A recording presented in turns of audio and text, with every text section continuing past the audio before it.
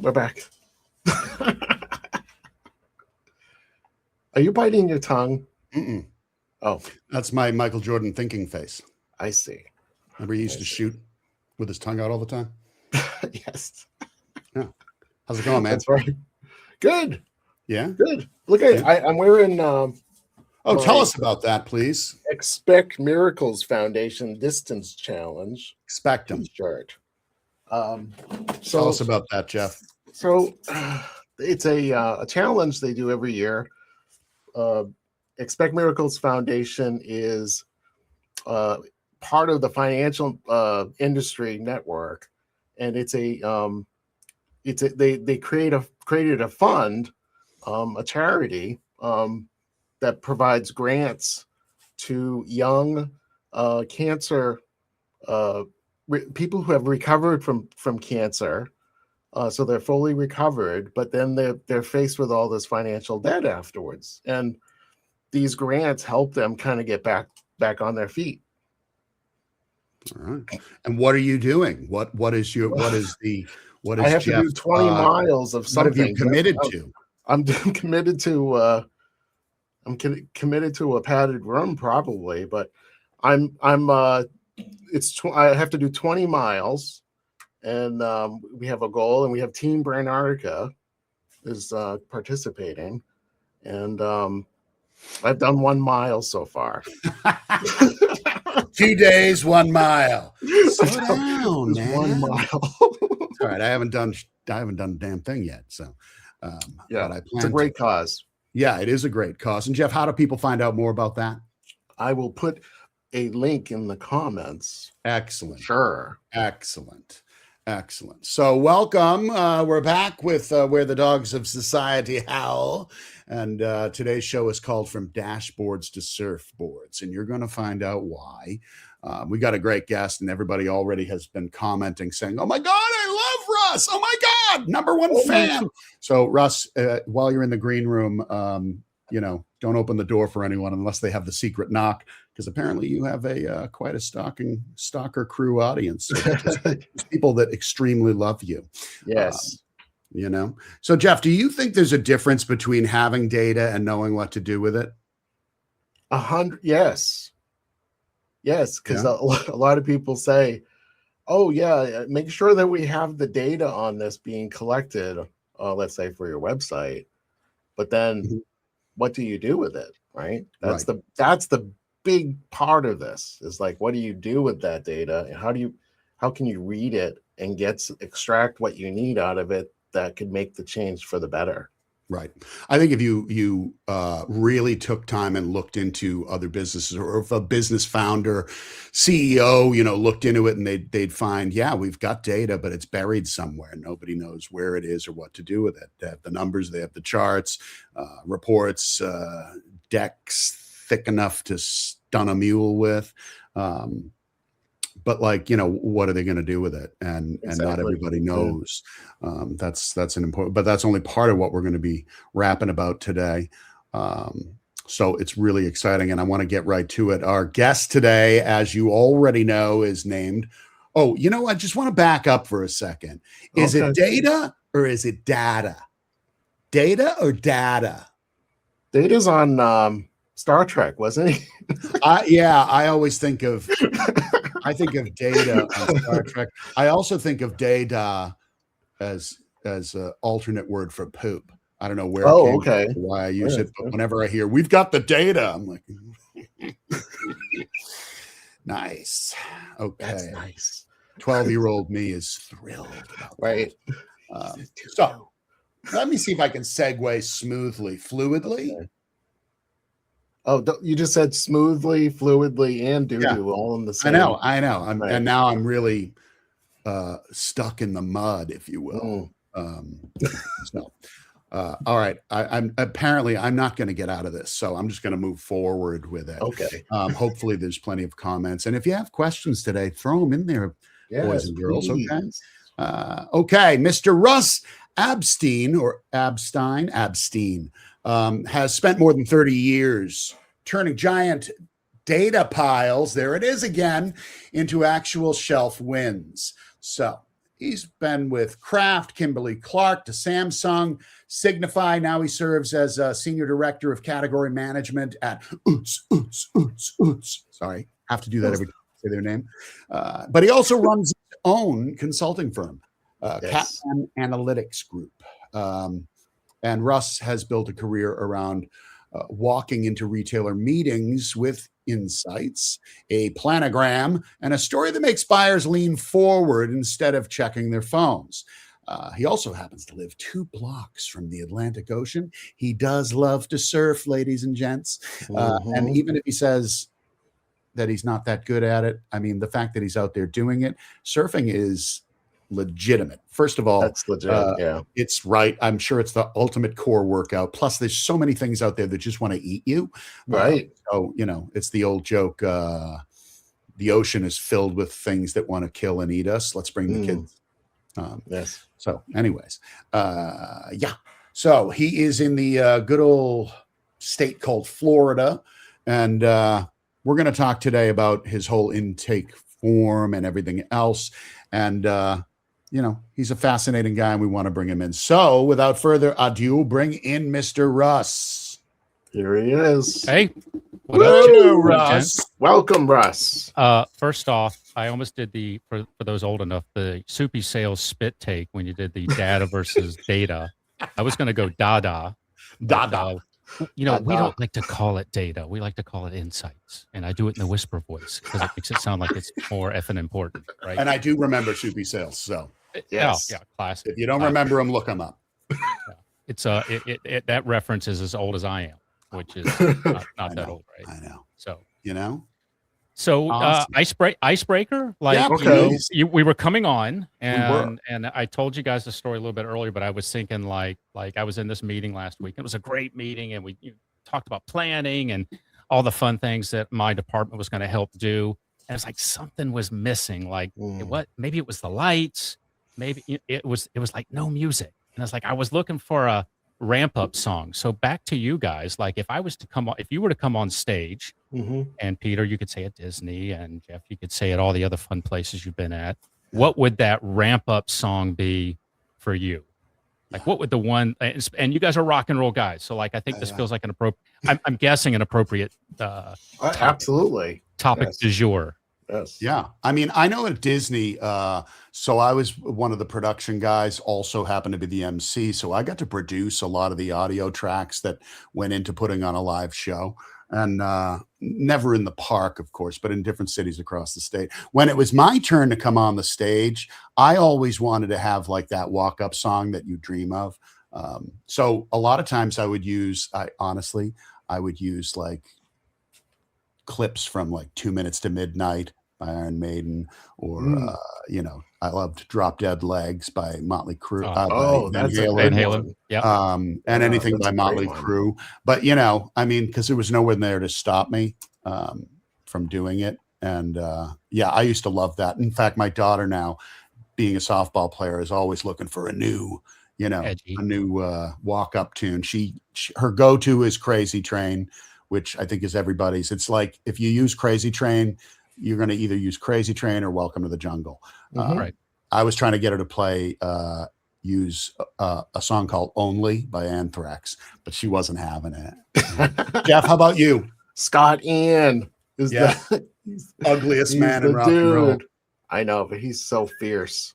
I had thought about there's a couple of them. I mean, I always love a good Rage Against the Machine song, that's for sure. A good, I just think that's coming out pretty heavy, right?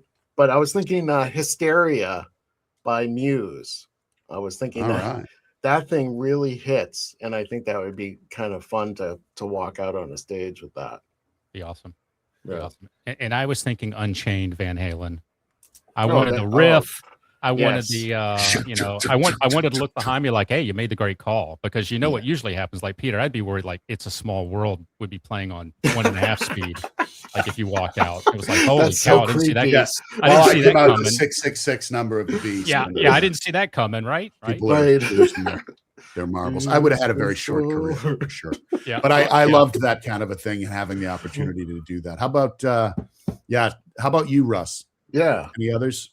So the other thing I was thinking of was like Wanted Man Rat, because you get that kind of thing. Oh yeah. And then I would end with When the Levee Breaks, Led Zeppelin, as my favorite band. So I it's just too much double bass.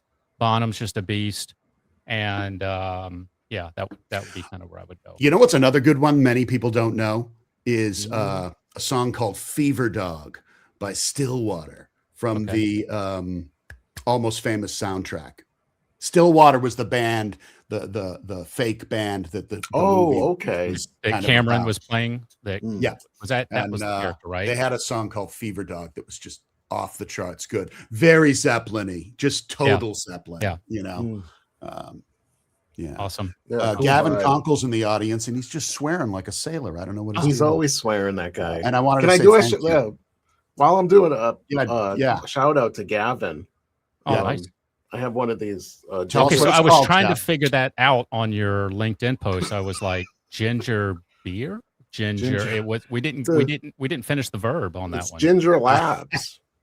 We got Ginger Labs. You see these things there's no alcohol in it. Well, it's a shot. I was going to say, and I don't know if he knows.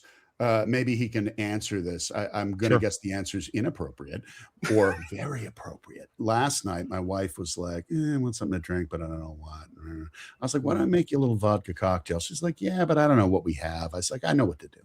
So I took one of the immunity cleanse because she hadn't been feeling great and was like, I'll just dump that over ice, toss some vodka in it, give it a stir. And she was great.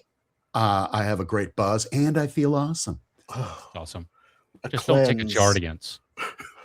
Because then you'd have to wait for a parade to go by. You'd have to wait for a parade to go by, and I'd get up right in the middle of the conversation, and I'm fixing a car, and sorry, that was a rant. Throw that out there. Well, hi, everybody. All right, Jeff. Bottoms up. I would go get one, but then I would leave, and I don't know what you two would get up to while I was gone. So it's gone. I've already drank mine for the day. You know, I don't know how many of those you can drink in a day, but I don't know. But I'm afraid of that. It made me a little bit scared with the cleanse thing. Yeah, you were afraid you're going to data yourself. Oh, enough of that silliness. He had to vacate so hard. He didn't only shit his pants; he shit his wife's pants as well. Twice. Yeah, that's right. Okay.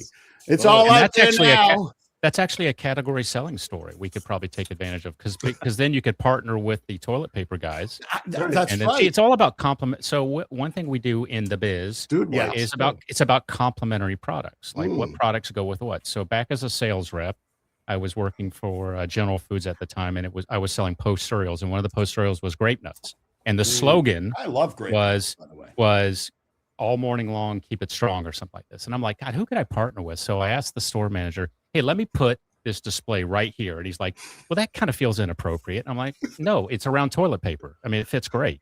Right. And it rocked. Yeah. I mean, it was like 10 cases of grape nuts in Pig's Knuckle, Arkansas.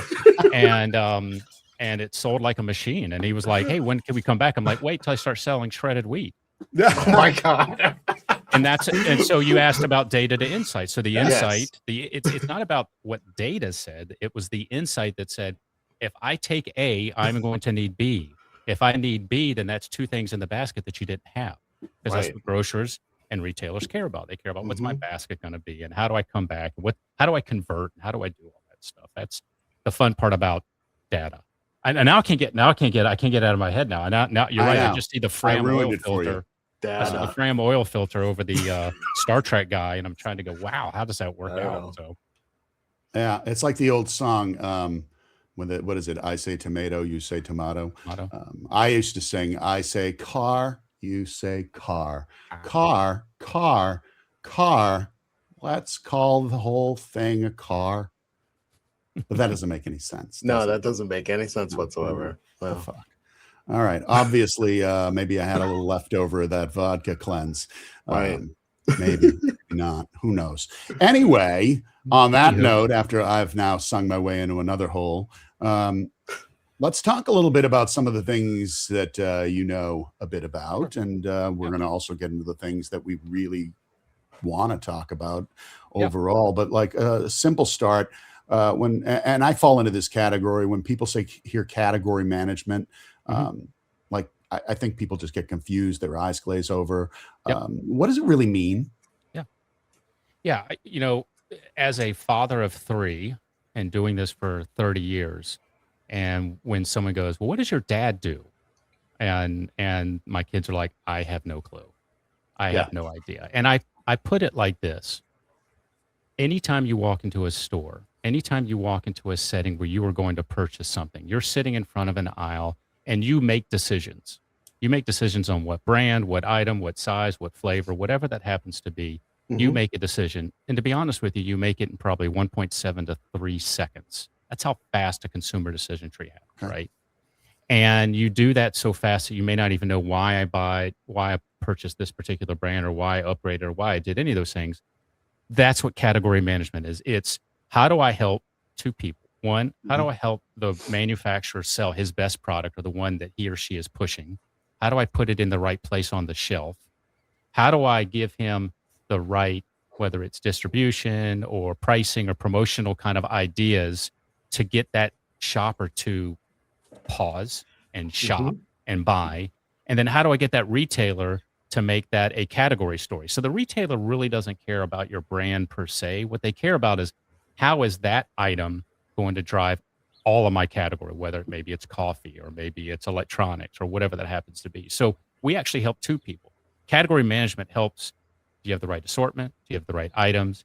Do you have the right white space? So another example would be, let's just say you're shopping the store and you were like, I wish they had a barbecue flavored, or I wish they had an 8 megabyte, or I wish they had all these other pieces. Maybe that's what's happening in this retailer's competitive market. And maybe based on data that we have, says, hey, retailer A, B, and C, you don't have this. Hey, manufacturer A, B, C, and D, you don't have that item either. And that's actually where you're actually losing sales to, because people shop here and then they go someplace else. So category management, and there's a whole philosophical 7, 8, 12-step process, really a 7-step process brought to you by Dr. Brian Harris back in 1995 or 6 or something like that. But it's really, how do I sell more shit? Right. And how do I do it in a profitable way for both the retailer, and how to do it in a way to build whatever that happens to be beyond sausage. What would a category manager do with that, Russ? Well, he'd probably turn the packaging around, would be for one thing. Right. And I think he shorted the sale, but no pun intended on that. I love how you guys threw that. You thought you were going to throw me under the bus on that. Solid, by the way. And it was beyond meat as far as I could tell. So I think, people shop for a myriad of reasons. Like, if you think about it, it all boils down to, our job is to get someone to pause. So if you, how many items do you think are in a grocery store? Just throw a number out. Just take a guess. 777. I would say 3,000. It's like 40,000. Okay. Potential SKUs could be in a store, and you have one item in a sea of 1,000 items. Yeah. So, hey, Mr. Marketer, what makes you so special? What's going to drive someone to buy that item? Well, there's something that happens probably beforehand, like, hey, I have a need. I want to buy blank. Let's use the Beyond Meats. Hey, I want a meat alternative that's shaped like, well, you could see what it was shaped like. And then when I go to the store, where am I going to find it? Well, I think it's in the meat department. So I go to the meat department. It's like, oh, you know what? It's not there. What would I say as a category manager? Well, that is an alternative meat. That's probably one of the fastest growing segments is probably meat and meat byproducts, things that you would feed your dog. And where's that section? Maybe that section's in a special spot, right? And so how do you get them to pause and convert? 1. 2, if I do get them to pause and convert, how do I get them to trade up? Like, maybe I want them to get a bigger size, or maybe I want them to buy 2, promotion price. And then 3, how do I get them to come back? Do they have a good enough experience to come back? And so category management kind of looks at all of those things. And what we do in my world is not only look at the information, but we help put really nice, pretty pictures together of like where stuff should be set. And like, here's what your competition is doing. And how do you use what the shoppers are telling us through research and surveys and stuff like that? And how do we put together the best package for both people? So, and that's what we do. Okay. Would it be fair to say that clarity, not just, like a simple to understand package, it's simple to understand what they were selling there. but maybe package. or would clarity of sort of a brand's clarity, does that come into play for a category manager? So if a category manager is like, dude, I don't know what this is. I can't place this. I don't know where it goes. Frankly, it doesn't what you're selling or what purpose it serves or what's the immediate urgent big issue that it solves for a buyer, a consumer. If they can't see that, is that a kind of a big problem? Yeah, I mean, so product should have two things. One, what's the characteristic of the product? Size, shape, flavor, whatever. And then what are the owner benefits? So why would I buy that? Maybe it's healthier. Does the package convey that? Is it just a price thing? Both of those pieces, both the characteristics and the owner benefits, help sell kind of what that program is. Now, for that particular case, I would think that would be in a section where people who are looking for alternative meats would go. But if it's just wedged in the middle, probably never find it, right? And let's just say that's a brand of one. Well, that guy's in trouble. Right. He has no scale. So you see a lot of that today in people are trying to understand fiber. They're trying to understand protein. They're trying to understand gluten-free and organic. Sometimes those are sections within sections. And until they get scale, they can't pop. So I'll give you a really great example. So have you ever gone and bought a mop or a broom in the last like 20 years? Yes. Okay, right. So guess what that section is today? It's Swiffer. Can you imagine when the P&G guy said, hey, I got this great product. You're not going to need mops and brooms anymore. You buy my stuff, and then every month you kind of keep buying more of this stuff. That's how I get someone kind of on the hook, right? Yep. I think that buyer said, you're totally insane. What do you know about anything? He's like, well, I used to sell a lot of Crest and Pampers and a lot of things that people actually buy. Trust me, this is where it's going. And now that section is everything, right? Yes. Coffee pods, probably 1% of the market 10 years ago, 30, 40% of the market today. People change. So how did you get to that point? The first guy said, hey, I got this product. It's this little thing, and it's like 80 cents a cup versus like a nickel for everything else. He traded people up. I love the Swiffer reference because I think about that brand all the time, and what I think it's what I connect it with is Gillette, right? So you buy the razor, but then you get the blades forever, right? It's the same model. But Swiffer drives me nuts because and that mop aisle in general, because like you buy a mop, it's got a sponge on it, or it's got the pads that come with it. And you're like, great. And, you go back like 3 months later to get those pads or the sponge for the mop, and they've changed the design. So it no longer fits on the fucking mop you just bought. Right. Like, what is that? Just but Gillette does that too. Right. Yeah. They changed. Well, yeah. Do you ever try to do the math? Like you can't do the mental math. Okay. So if I actually buy the razor in 3 blades, how long would that last versus buying the 10 blades that I can't afford? Right. I can't do the mental math in my head. Yeah. But that model is no different than software today. Like you got now it's a subscription. Netflix. I mean, all the subscriptions we have. Those guys. Right. Those guys were ahead of their time. And again, what did I ask? I said, how do I convert? How do I get them to trade up? How do I get them to come back? Well, I get them to come back because they're on some type of regimen for that product, whether it's a trade up. And you're right. Some of that stuff changes. So category management probably helped in what's the white space, and probably certainly helped in trying to how to, whether it's the pricing, whether it's the promotion side of it, but really we're about like, how do you drive the base part of that? How do I get them to come back? And do I have something new and unique? And then you get private label and those guys throw in. So how do you change your product to one click above, right? And and it's not new. Like we've been doing this for, like I said, mid to late 90s, but it was actually a supply chain guy who said, hey, the stock guy can't keep stock in this. I don't know, do I need 2 rows or do I need 3 rows of this? My capacity is this. I move X per store per week. And a lot of crazy metrics that everyone chart farts or data analysis paralysis on. And how do we do it to make it simple for them to read? So when you asked about clarity, a 90-page deck of chart farting is not clear. It's not, right? Analysis paralysis. Sometimes sometimes the simple Achman's theory, right? Like usually the simple thing is like sitting right in front of you, right? Right. Well, let me ask you guys this. Go for it. when you shop for anything, like what's the most difficult thing for you to shop? Like some things take about a second, and some things probably take longer. What's an example, if you think, and not Beyond Meat, that things you feel like take longer? And I will give, if I know it, I'll probably give you a rep. I sold probably almost everything in a grocery store, so I probably could have a commentary or at least something on it. Jeff, do you have an answer for that? I got to think on that. The cereal aisle is always a crazy. But here's the thing too, because I always look at it through a customer journey. Yeah. And my experience is a lot on the web, but I find what works on the web. Sometimes I question, why isn't it being done at retail, right? And one example is bundles really work well on the web, and trial sizes. And it always irks me that I look at a product that I'd like to try, but there's like 24 pieces in it. I'm not gonna put out money on something that I'm gonna hate. Like, why isn't it there right in front of me, a way to try like the 4 flavors in a single pack? And that's what irks me, is that why are they making it so difficult for me to be a new customer? Yeah. Shelf space is a premium. So just doing some simple math. Let's just say a 28 foot of cereal.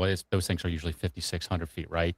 56 times 4 shelves times $1 million business, divide by the inches. And someone goes, you know what? A trial size pack that's about that big is going to move 100 in a year, and a bigger size, which is 3 times the weight, 3 times the size, and probably 20 or 100 times the volume, is going to maximize the sales. So you're right.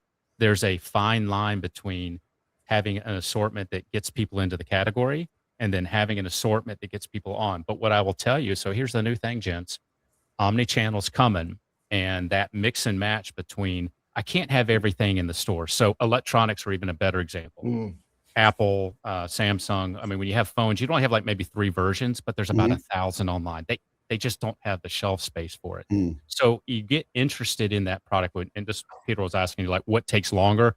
Phones, electronics, cars usually take a little bit longer, but still the same kind of process is, here's X% of stuff that I have in store that I can use. How do I bounce people back, to your point, Jeff, to get that? Because I'd say, well, think about when you go to Costco, right? You go to Costco with 3 things in mind, you walk out with 20, and $200 later, you're like, holy shit, what did I just do? Right.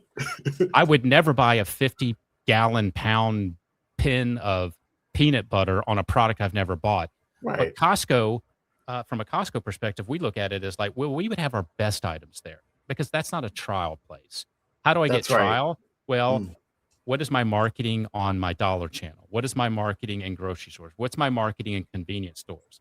What are smart brands there? Smart brands there help me get to a place, whether I go to Costco and all that. It's a collective way to look at everything in your house. But you're absolutely right. Newer categories, newer things. How do I get someone to try it? I've seen this in really like spicy foods. Like when you have a big bag of a spicier product, it may not do as well because people are like, I'm done after 3 bites and I don't want to spend $7 on it. Commitment? Right. Shit, yeah. You get the commitments twice. Yeah. Like first going in, second going out, right? So, data. Data at your fingertips. And also, I mean, just one of the experiences, recently I was in a Walmart, and for about a couple of years now, they've had Chomps in there. But you know where they were? They were in the gluten-free area and nowhere else. And then all of a sudden, they showed up where the other meat snacks are. Right. Go ahead. Like I would have never known they carried them. Yeah, and so I know that guy on LinkedIn. I mean, I've conversed back and forth. He's got a great business model, and I think he did a lot of his homework in the Costco and Sam's and BJ's. Well, I think he kind of started in that world and really made a huge ground flow, and then protein became important, and then meat snack. So now at Walmart, who said, "Hey, I'm going to put all my gluten-free stuff in one section," said, what if they don't walk down that aisle, right? And so the world of snacking, which I'm kind of heavily involved in, is trying to think about, well, where does that area go? Is it a section within a section? Should it be adjacent to something? As GLP-1s and SNAP benefits and all these things change shopping behavior, you start saying, well, maybe I do need a dedicated section, but not until, again, I get mass. Well, he started getting mass appeal, and now that's why it's in probably other sections, right? Trader Joe's is in too.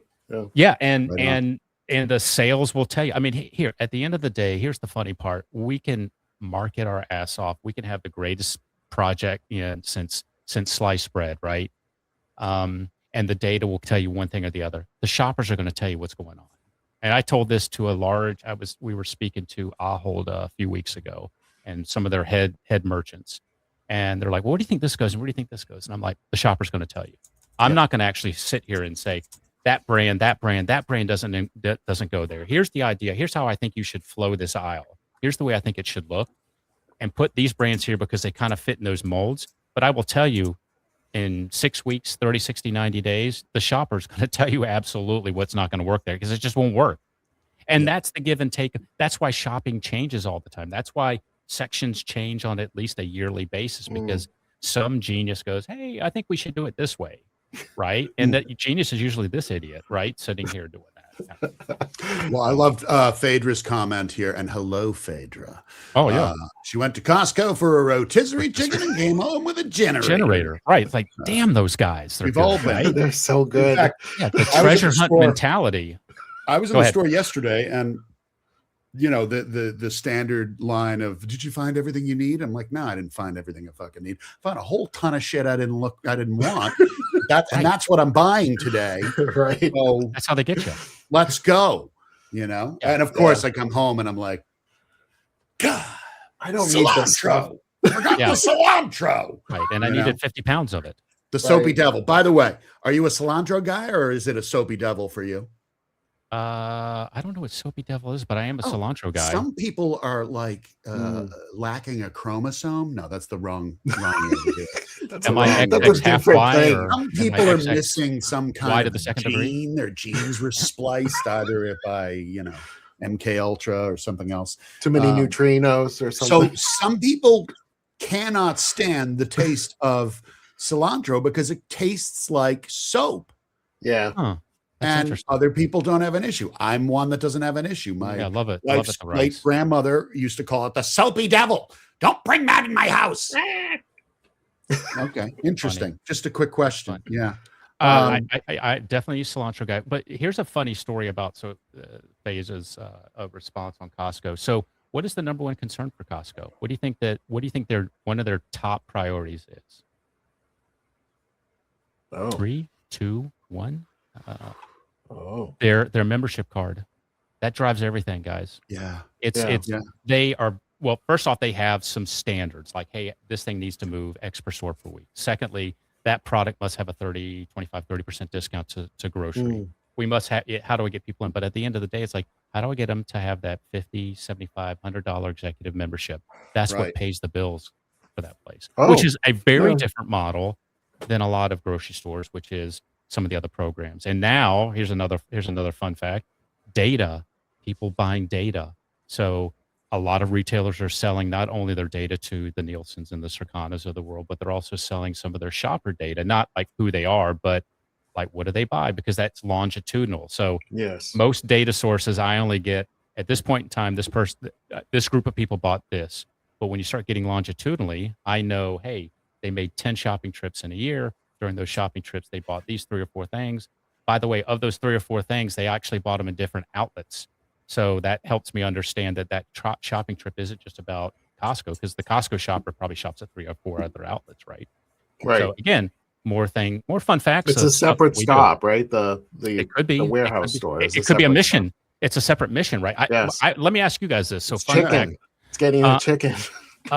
When you go to Costco, are there like specific things that you normally buy every time you go, like a certain type of product?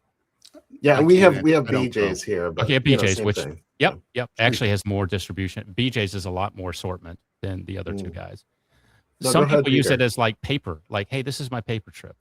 Like I buy a lot of. That's how I would see it. Yeah, and then you get that. So the comment of I went in for this and I came out with that, because she's just like, it's a treasure hunt mentality. It's like, oh my God, I got a picture with Santa Claus.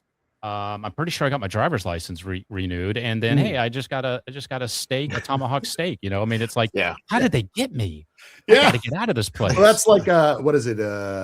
We have something called Ocean State Job Lot here, and like I don't ever go into an Ocean State job lot for something specific. I'll just go in because of the proximity, and I just see what I come out with. And it could be a plant, it could be a plastic statue, it could be a pair of socks, a potato, a daikon.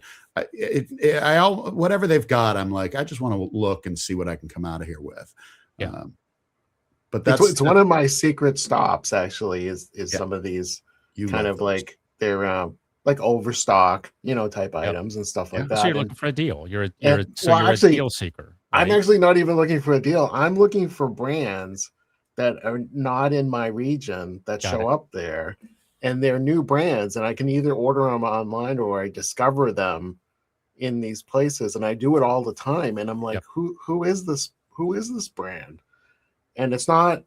And I don't feel bad because I think they're not even aware sometimes that they're in there because it's overstocked from a retailer that just ordered too much, or it couldn't move there or whatever. Yeah. I don't really even care about that. All I like going in those stores because I'm looking at brands that aren't in my regular supermarkets, which are like Market Basket or Walmart or BJ's or whatever. They're not in there. But and that's actually the problem. Oh, go ahead. Go ahead. No, I was just going to say, so regionalism is huge, right? So a lot of categories, barbecue sauces, spices, a lot of those things have a high level of regionality. I mean, snacking is, other than the big guy in snacking, everyone else is kind of maybe a smaller player, but they have a lot of little regional pockets, right? And now LinkedIn and social media saying, "Hey, try this product." It's like, I can't find that here. It's not in my Publix, or it's not here. Right. And so regionalism is becoming really big. And that's why part of that omni-channel thing is like, hey, I can't sell some of this in every single Walmart store, but what I know I can do is I can regionalize it in the areas that they have strong, brand development index, whatever. But then online, I want to make it available. Now I got to have programming online to tell people what that is. Right. So again, part of the assortment strategy across like a nationwide customer, or when you start pushing it. So Peter, sorry, I didn't mean to interrupt. No, not at all. I was actually, it's perfect timing, because I was thinking back to the, how I shop in a store and what I spend the most time staring at and scratching my head. And it's funny because at first my reaction to that was, I don't have that problem. I know what I want. I know what I'm getting. I know exactly where it is. And I just go through and I'm like, bang, bang, bang, bang, bang. But the one aisle where I do get held up in any store is the barbecue sauce section. And I was saying to Jeff, I want a dedicated barbecue sauce that is like you know what I mean? Like I love that Mike's mayonnaise. I do love it. Right? Yeah. I tried Duke's the other day and I was like, North Carolina brand. Not it. But like for me, barbecue sauces, that's where I get held up the most. And I'm just like, what the fuck? So what in a store for you then, Russ? What holds you up the most? What do you stand there staring at and going, I don't know? So literally almost everything because of what I do. Yeah. So my wife, bless her soul, absolutely hates shopping with me, and we both were at Craft together, so she's like, oh shit, he's looking at the sections again. So I get suckered in all the time. And are you facing the product and all that and fixing absolutely it? I'm like actually going in the back room going like, hey, you're out of stock on this shit, can someone get out here? And the Publix guy's like, hey, that's great, but I don't pay you for that. I'm like, well, you could. I mean, I'd be happy to do it. I do actually have an area produce, and it's only because I never know what's good or bad. Like, okay, is it supposed to be soft? Is it supposed to be hard? Is it supposed to be this? Is this and I'm colorblind too, so I bring back lettuce out of a bag. My wife's like, oh, that's bad. I'm like, really? You don't see the brown? I'm like, I don't. Those are carrots, Russ. Yeah, exactly. It's like parsnips, So actually, because I wish there was like more education, like what Trader Joe's does. Yeah. I mean, Trader Joe's. It's so funny. Like, what's your advertising scheme? Chalk. What? It's chalk. That's what we do. We just do chalk, and everyone thinks it's great, and it is, right? But they like, hey, you should try this meat because it does this. That's directing people to get to certain areas. Kinder's is awesome too, by the way. I love. Yeah, it's funny he said that because that was the most recent bottle of barbecue sauce I bought. And I was like, all right, I've never tried the it. spices are amazing. They're great. And that's what he's expanded in. So he's a barbecue guy. So Tyler Watson, if you're out there, dude, you're a total beast at Kinder's. And he actually he's a whole spice set. But they started in that barbecue, then they went to spices and the marinades. So that's how you start expanding. Again, we talk about your breadth, or you talk about your vision. How do you, should you put all Kinder's in one section? Well, not really, because people shop by different segments. So yes, they're in frozen now too. They are in frozen. They got frozen wings and stuff like that's that. Right. Yeah. So yeah, you're right. I like produce kills me, but like I walk in, I'll sit in the front of an aisle and I'm going, why would some idiot set it this way? Like, who's doing this? Like, and my wife is like, yeah, that's great. I didn't think you even were interested in Cool Whip. It's like, oh yeah, but I just don't understand why they did this. Like, and mostly good category management people could look at a set and say, here's who said it. I know who the category captain is. I know who the person is doing it. They led off probably a best, better, good, or good, better, best strategy, depending on how pricing. And this is how they kind of made it look. And then I watch shoppers. So now round 2, I'm never getting out of the store. Publix is 3 blocks away. And I'm looking, I'm going, wow, they spent like 5 seconds there. Why would they do that? So I'm a stalker. So that's not good. Because I'm trying to understand shopping behavior. Right. Those are the things so data, when we tell a category management story, it's like partially gut, it's partially data, it's partially insights, and it's partially like, here's the way I think that people are doing things, and let's test, right? One really quick example, way back in the day, we were doing a lot of work for Target before they started getting into grocery. And they were trying to set up all their grocery aisles, and they were also trying to set up refrigerated. And that was kind of new to them. And the head of grocery was like, well, we're not sure where we want to put cereal. And I'm like, well, I'd put it next to milk.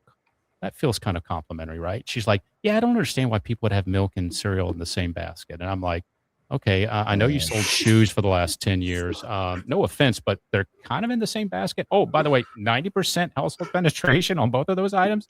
I didn't want to make her look bad, but it was like, what's complimentary? What so that's how aisles kind of flow and stuff like that. Again, other things that not we, just as a society, as a industry that we do, kind of thing. So Mr. Shawnee, that guy's a beast too, by the way. Yeah, beast. Just to go back for a second, if I were the junior category manager and you were my boss, okay? Yeah. And I took the Beyond sausage here and I nestled it in with the condoms and the personal lubricants. Right. Would you be coaching me up after that, or would you be handing me a cardboard box and asking me to just go on? Well, first thing, just for fun fact, the first thing I noticed on this, other than the shape, was the 14 grams. That's the first thing that I looked at because when I first saw it, I was like, oh, he's going to give me a protein quiz, and that's kind of. And then I said, oh, okay, I get it now. And I would look at this and say, if I had to sell that, what is the click above it? Why? I don't know why I would buy this, other than if I knew that Beyond Sausage was a non-meat, right? I see plant-based. I kind of see that it's new. What I don't know is where in the realm is it playing? Where else does it? Because again, if it's in the middle of T-bone steaks, zero chance. Yeah, right. Like right. And so what is happening in that world? Again, it's the gluten-free world. It's the fat-free world. I mean, everybody's on a fat-free diet in January. That's not right. February, right. Not in February, and then February, I honestly would put that product next to the kale and next to the gluten-free hamburger buns, right inside the dumpster out back. That's where right. And then people are kind of reverse engineering that stuff too, right? So there's not like great press on that. But if someone came to me with that product, I would be like, well, I could see how that world is growing. I'm not sure that's the best way that I would have approached that item. I mean, because you're right, visually appealing. Like, what shopper study? Like, how many seconds did it take for someone to go, yeah, I don't think so? Like, I mean, you would think they would do some basis testing or something that would, you would think there would be something that would go, yeah, I don't think that would sell. Like, I mean, part of the role that we would help marketing is like, what does that market look like? So we call it a TAM, total addressable market. How many people in the world would eat a plant product? Okay, that's this number. And then how many would eat a sausage version of that? Okay, that's this number. Now we showed this in front of 200 people. How many said most likely, unlikely, top 2 box to buy it? there is no way that thing survived. Right. If it looking like that, and you have to believe with, I was going to say shrinkage. That's what it is, right? I mean, nobody's stealing that. Was that was that product in the pool before? Because you're not supposed to eat 30 minutes before you go. Right. I think they were swimming. Russ, I think they were swimming in Lake Placid. I think that's. Did you say Lake Flaccid? Flaccid. Solid pun. Solid pun, my friend. I'm going to give you. I'd like to steal that. I'd like to riff off of that for like a year. But like, how did it get to market? And so I don't have the stat. Hopefully, maybe someone on the chat line can figure it out. The stat of like new items, it's like, it's crazy the amount that just don't make it. And part of it is not just the product, but was it shelved right? Like, hey, I finally got my product into Walmart. I'm in 5,000 doors. Isn't it great? What's your tagline? Why again? How would I find it? Like, look at the pharmaceutical or the vitamin aisle. If you had one item in that aisle, there's no way you're gonna, like the ginger product you showed. That coloring was really cool. That box that you showed was really interesting. Yeah. That box in a sea of stuff in that world, I bet that thing would show up. I think that thing would pop, considering other products that are in there, right? That's right. That just looks like another meat product. Yeah. That's just, and not done very well, right? So no offense to those guys. It's like, no. I mean, it's easy to find the one, the anomaly in the packaging and point it out, and everyone laughs at them. It's it happens. Who knows how those things got the way they got. I did see a post today with this. I have to share this with everybody. Okay. And this was about placement of the IRC coupon. I saw this. This was great. That's solid. Yeah. So it's supposed to be pick-me-ups, obviously. Pick-me-ups. Didn't really work out that way. Hey, but I guess this would get a lot of attention, wouldn't it? Jeez. Oh, hell yeah. Yeah. I'd buy it just to buy it. Just to laugh at it later. I would be worried if I ate one of those before I drove. I don't think I could walk a straight line after I did that. You know why I'm pulling you over? Yes, I bought an entire box of fuck-me-ups. Sorry. Yeah. That is so funny. I mean, and those are probably DSD type items. So like, guy on a truck is like, lobbing stuff over there. He's like, hey, here's how I could be cute. I think if we had a prize to give today, it would go to Rod, by the way, for his solid analogies. Yeah, like a frightened turtle. Oh my Lord. Stuck in his little shell. Yeah. That's the other area I always stop and take a quick peek. It's fascinating to me is the plunger section. Like, what goes into buying a plunger for people? Do you have any thoughts on that? It's not a price thing. Right. Do you feel like that's something that you get as a wedding present and then you never get another one again? Like you get one in a lifetime? It's like the toilet brush, which is just disturbing. Right. And we have one in each bathroom. All 110 bathrooms here. Right. But like I go, why would I rub this bristly thing into poo and then put it in a container? And just keep it. We'll just keep it. Just keep it till next time. And does anybody ever go in and clean the container? Or do you just throw the fucking thing in a bag, take it to the dump, and go buy another one? Let's talk about how successful that guy is. So how many do you have in your house? The toilet brush? Yeah. 3. Okay. So you have 3. And how many people are in the U.S.? 350 million. Yeah, so let's do some math. Yeah. Let's call it 100. Let's call it 100 million households. Yeah, it's a math. 100 million households. 100 million. Yeah, I know. I was told there'd be no math. But there's 100 million households, and they all buy 3. I don't know if we'll ever buy 3 again, but at the end of the day, that's not bad, right? Yeah. Right. Oh, here we go. Here's a chat line from Ginger. Oh, Ginger Perry, by the way. She's a big fan too. She's been on with us. She's great. Yeah, she's solid. So what you got here? Stat most commonly quoted in CPG and grocery is that 70 to 85% of new items fall within the first 1 to 2 years in many categories, and only about 15 to 30% survive long term on the shelf. Right. Okay. Ginger, thank you. What do you think? I totally buy into it. Yeah. Because I remember a lot of new items could be an innovation, or they're usually like a flavor extension, or hey, here's a brand that's trying to do something in a different segment. But there's also so many. One thing that I love about like LinkedIn is this whole idea behind some of these young kids who have these brands that they're trying to sell, and they're onesies and twosies kind of items. But man, they're so jazzed up and pumped up about their brands, and they're trying to get help. And that's where like Ginger and her agency actually does a really good job down in Publix. How do they market it a little bit better? But the problem is, again, it's like, okay, now that you got it on shelf, what do you do? And again, that's where we try to help, but it's like we try to position you in the best place. We try to position you next to an item that would get seen. So here's a great example. If you had a new item that was kind of new to the market, where would you put it? And the first thing I would ask the brand manager is, what's the number one item in that set? And let's call it Snickers. You want to be next to Snickers. Well, yeah, but they're the best item. Exactly. Because, right. And then where would you put them? I'd go to the right. Why? Because most of the population is right-handed. That's dumb. No, it's not. That actually works. It has for like 1,000 years. Yes. Right. I mean, it's the wrong candy bars. What's that? Was that why I keep ending up with the Mallow bar? I'm left-handed. Bar.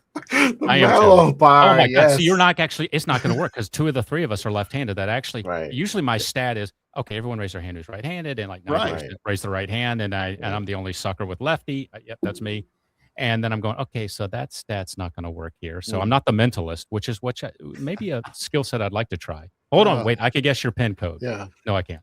I mean, just going back to like the data part, and we talk about this all the time, is that there's a lot of brands or a lot of teams that collect data, but they don't do anything with it. I mean, do you find that to be the case? Like they're not doing anything with that data, but they are so set in their minds to collect it, but they really don't know what to do with it after they have it.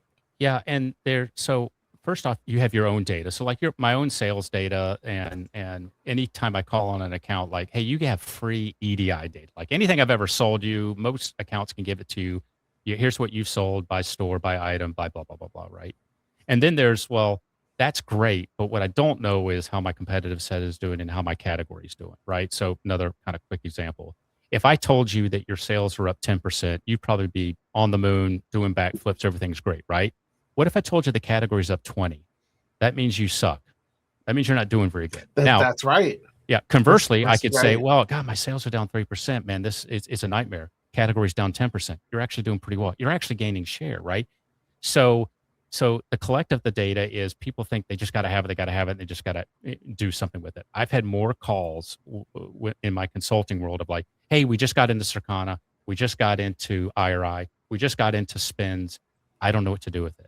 And my first response is, well, let's build at least a scorecard. Let's do something as simple as let's see how your business is doing in relative to other things. That's the thing about any type of data points is data is just a simple bunch of numbers. It's really expensive if you don't do shit with it, right?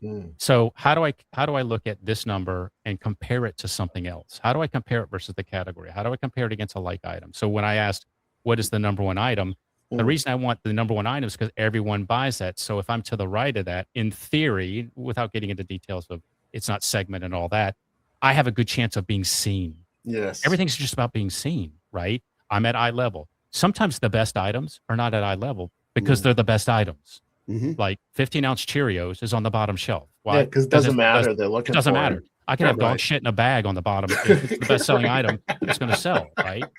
That's right. And so people go, I got to get eye level. I got to get eye level. Well, eye level should be for things that are highly profitable, things that you may not, or maybe you're trying to build awareness on, right? And that's again just shelving 101, kind of thing. Now, for your comment online, how do you do that in an online world? Well, in an online world, hey, I want to look at cereal.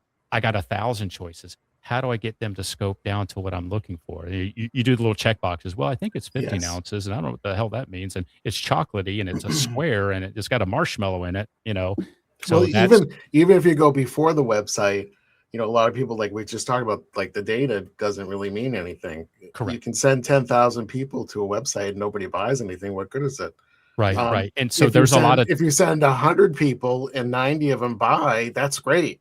Yeah, there's a lot of data collection that doesn't get used, and that's where you need either a sales force or a category management or an insight department to do it. You need to hire those people. And by the way, we don't teach anyone in college this stuff. Like, so here's I have a degree in history with a minor in criminology and Spanish. Almost worthless. Almost worthless. So, but I can tell you about Spanish criminals, and at least the history behind it. What I can't tell you is that I never took a business class, but I made up for it by never taking a math class. So, and yet I run analytics. Isn't that kind of funny how it works? I love that.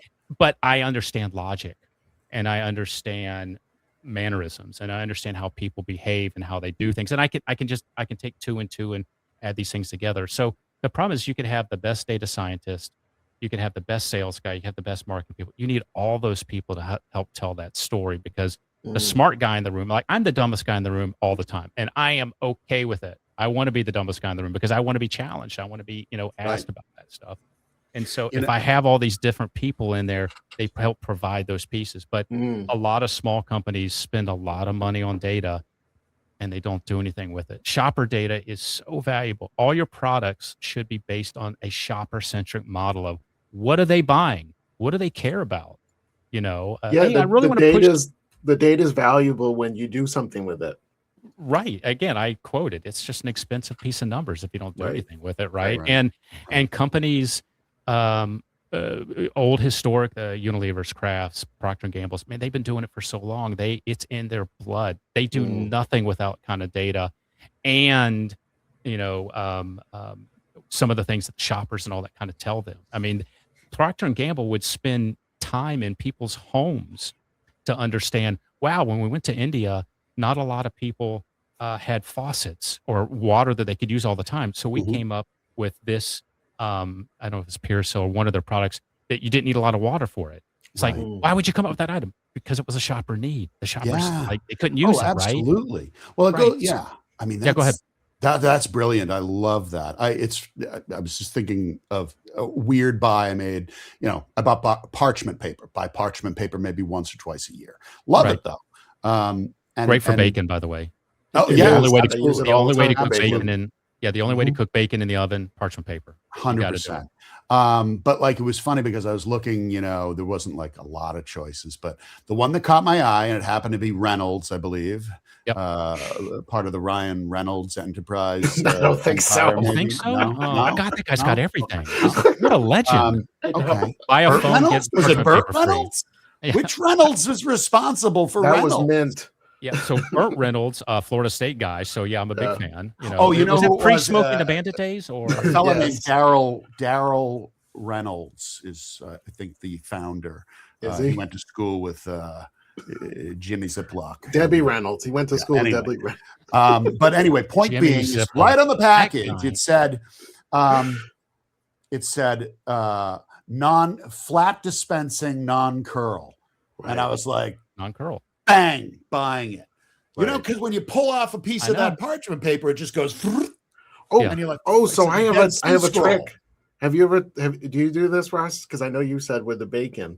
Yeah. So I take enough for the pan, then I crumple it up into a ball. Okay. Then I put it under warm water, and then I squeeze it out, and then I put it on the pan, and it sticks perfectly to the pan. And when it dries, it's the shape of the pan. Does it take you like 3.5 hours to make bacon? No, it takes like 3 seconds to do all that. the crumbling. We're still not talking about Beyond, and the wetting and the drying. We're still not talking about Beyond Meat, right? I think we are. I saw the wedding. I was. So hey, see what I did there? I was trying to wrap it. I love it. We're running out of time. I want to make sure everyone gets a good long look at this again. It was a short look. This is the gift that keeps on giving. It's almost better than Jelly of the Month Club. It's really something. Hey, what's your best surf story, man? What's your best?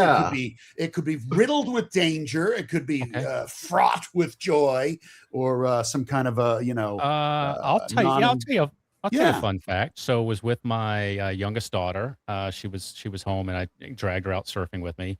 And the two of us went out right down the street. I showed you, I think I showed you guys a video of hey, me going down on a wave with a GoPro. Yeah. And got about waist deep, and I bumped into something, and it felt like a dog.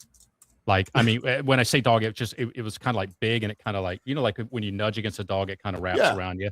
It wrapped around me, and I jumped up and screamed like a girl. And my daughter goes, "Hey, pussy, what are you doing?" Right? And I'm like, I just jumped on something. And so I jumped on my board, and she's like, "You're bleeding." And I'm like, "What?" And so paddled back in, and I'm literally like 50 feet from shore, and my heel got chomped on by something. Now I'm going to say it's a shark because that's a cooler story, right? Good story. And what happened was something was chasing the big thing that I hit. Because if it was something, if I hit what I felt like, it would have taken my leg off. Yeah. But I got bit by a shark on the heel, and so I'm bleeding like all over the place. We went back in, and my daughter's like, "Are you going to go back in?" I'm like, "Yeah." And she's like, "Why would you do that?" I go, "What are the odds of getting bit twice?" I know, right? That's right. So I still see them pretty frequently, but they kind of move away from you. I see dolphins all the time. So my joy is when you say, like, what do you love to do? Like, I'm having a bad day. I can walk 450 steps. I can get out in the water. It may not be great. I can see the sun come up because we're on the East Coast, obviously. And shit goes away. And I can think about like these pressing questions that we have. And you really like what's important. Spending the time with your daughter, spending the time with the sharks, or like we like to call them, the men in the gray suits. The men in the gray. Is that the story? Is that like, because you left it out, but that's the story how you lost your left ass cheek? It is, and then it became Beyond Meat. So like, see what I did there? See how I got it back around? See what Russ, I did what a pleasure having you on. Thanks, and we got to talk a few weeks ago too, and that was super fun. And I've been really looking forward to this. Rob Unger says, where is it? Something about nothing better than your daughter calling you a pussy. Yeah, I probably should have left that out. Can you guys bleep that out? Could that no, we'll probably just make it louder and then throw a repeat on it. Yeah, nice. Now this show comes with LinkedIn. This show comes with a Tipper Gore parental warning sticker. Oh, yeah. No worries there. Jeff, who we got next week? I always seem to screw it up.